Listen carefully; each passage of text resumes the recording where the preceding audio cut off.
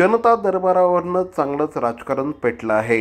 या जनता दरबारांना पार्श्वभूमी आहे ती आगामी ठाणे महानगरपालिकेच्या निवडणुकांची आणि भारतीय जनता पार्टीच्या 2029च्या 100% भारतीय जनता पार्टीची। निवडणुकीनंतर ताबडतोबच 2029ची निवडणूक भारतीय जनता पार्टी कुणाशीही युती न करता लढवेल अशा प्रकारची घोषणा करण्यात आली होती।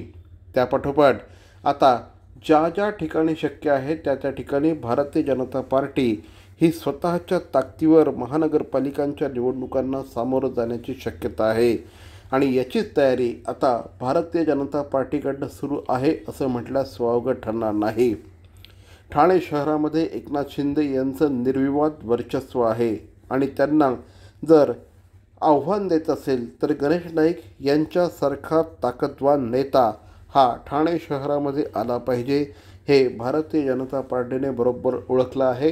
त्यामुळेच मुख्यमंत्र्यांनी नाईक यांना ताकद दिली आहे आणि नाईक यांची ताकद ठाणे शहरातील सामान्य कार्यकर्त्यांपर्यंत पोहोचावी या दृष्टिकोनातून भारतीय जनता पार्टीचे सगळे प्रयत्न सुरू आहे आणि हा जनता दरबार त्याच रणनीतीचा एक भाग आहे असं म्हटल्यास वावगं ठरणार नाही।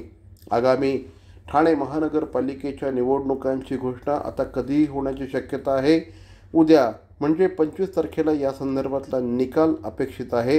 हा निकाल जर आला तर कदाचित पुढच्या 2 ते 3 महिन्यांच्या कालावधीमध्ये ठाणे महानगरपालिका आणि राज्यातल्या इतरही रखडलेल्या महानगरपालिकांच्या निवडणुका मार्गी लागतील असा अंदाज व्यक्त करण्यात येत आहे। या पार्श्वभूमीवर हे जनता दरबारांचं राजकारण चांगलंच तापू शकतं। ठाणे शहरातील भवानी ज्वेलर्सची प्रति ग्रॅम केवळ 250 रुपयांची घडणावळ सोने, चांदी, हिरे आणि प्लॅटिनमच्या आधुनिक आणि पारंपरिक दागिन्यांचं विश्वासार्ह दालन Bhavani jewellers, ice factory, Talao Pali, station road Thane आणि कल्याण लाल चौक येथेही भवानी ज्वेलर्स।